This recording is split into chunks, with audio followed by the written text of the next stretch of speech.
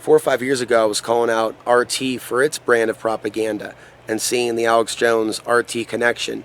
And there were some people that saw it then, but then, like now, not a lot.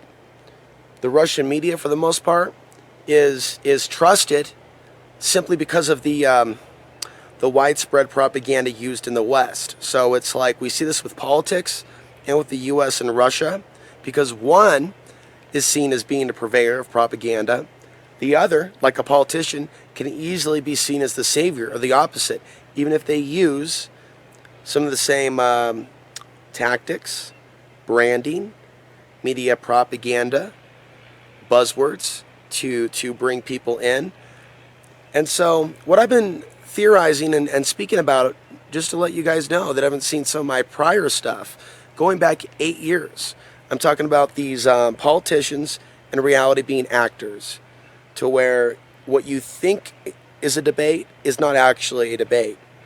Where there's an agreement on both sides, this is what we're going to touch upon, we're going to steer it this way. When we look at Trump and we look at Clinton, a lot of people are just looking at just the ridiculousness of where the debate went and what wasn't mentioned, and then arguing about who won the debate as if that's what this is really about. What about discussing the issues? What about people working together from the left and the right, the Democrat, Republican, people that associate with this groupthink? Instead, they have people like this. And actually, just on a massive level, Americans predicting their own riots. And then we look at Portland and other major cities and the Million Mask March and other marches where it's just a social norm to put on a mask and converge with a mob of other people and take over a road. And these national movements, and it's different causes. Sometimes it's Black Lives Matter, sometimes it's anonymous. But it's like the same type of disruptive manufactured civil unrest. And I do believe this is manufactured. And I've taken a lot of heat from a lot of other people, younger people, as well as some older ones. Alex, why aren't you into revolution? Why aren't you into just going out? Because I report on things and I provide my philosophy, and that's the role that I'm playing in this. Not to be a politician, not to be a pastor, but I'm actually blending different aspects of things in these videos. And I'm going to keep doing that to remain outside the box and remain independent and keep myself from being compromised by a lot of this groupthink energy. But what is going on? Is it a spell? Because certainly there should be more Americans that can see through this and see through this lie that you have to pick between the two. Just because there's a YouTube channel that says, or YouTube video, advertisement paid for by the government. Oh yes, an advertisement. If you don't vote, the terrorists win. And see, that's what people don't understand. If you do vote in this election for any of these candidates, for example, that have a foreign policy that is not much different than the current foreign policy, or they can have a stated one, but in reality have no plans of actually changing things. Like I said with Sanders, he says that drones have done some good things, showing that he actually hasn't taken the statistics seriously. 9 out of 10 of those murdered by drones have been civilians. So when we look at Clinton, Trump, and Sanders, we are not looking at peace candidates. When we look at Jill Stein and Johnson, we ask ourselves, are these people really even in it to win it? There's plenty of things that they're not saying, or things that, questions that come up regarding them, or feelings that we have when we watch them on video, where something just doesn't feel right about their intentions. And I'm talking about feeling here in the heart. And I am talking about being in a state of perception where it's not just our mind. It's not just what someone's telling you on a YouTube video, much less some of these characters like Alex Jones or many others, and in the mainstream media, and the Young Turks. Instead, you should be able to see some of the stuff for yourself. It might be entertaining to watch videos like this or others, but honestly, you should be able to see some of the stuff for yourself. Do you have to have some sort of advanced degree to be able to see through this bullshit? Maybe it's not about all these things that you should have learned, but things to unlearn, ways to unprogram, to where you see things as they are. And there's a certain amount of us we look at Hillary and we look at the Donald, and we see this mask in front of both. And it's like I had a friend of mine that helps me with some web work, and I asked her to do some art, and I have some posted. One of them posted alexdancery.tv, the Facebook page.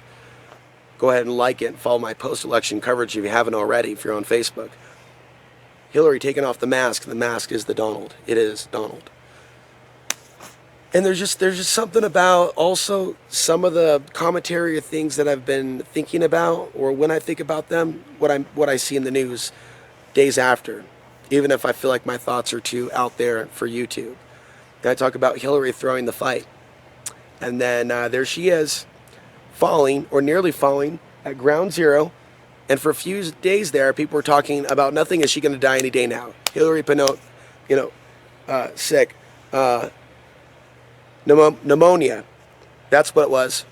And then a few other things. Is Hillary a clone? Oh my God, what does that fly in her face? And it got beyond tabloid, like at the level of like Roswell, at the level of, the black and white supermarket tabloid stuff.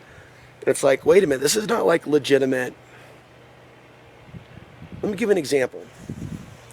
There's real stuff there regarding the Clinton Foundation and connections with Russia and uranium deals.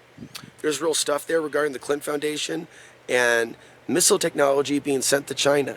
If people were really in this, like I say, in it to win it, if people really in this to expose the conspiracy and really get to the bottom of what's going on, why aren't they not spending more time on this build up to World War III and that missile technology and what this really means?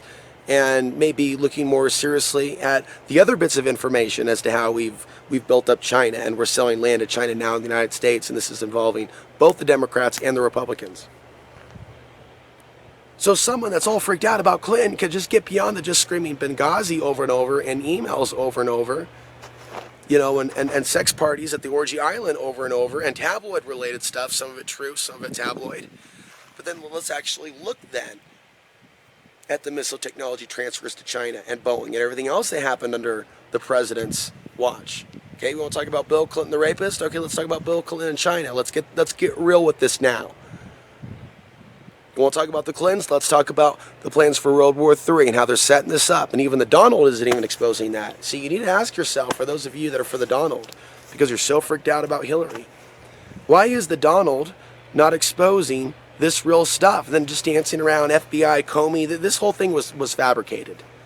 And the whole buzz that they've done with the FBI and the emails has been a fabricated cover for everything else and Clinton's criminality. It's a strange, strange time. So I'm going to wrap up my thoughts. Subscribe to this channel if you're new.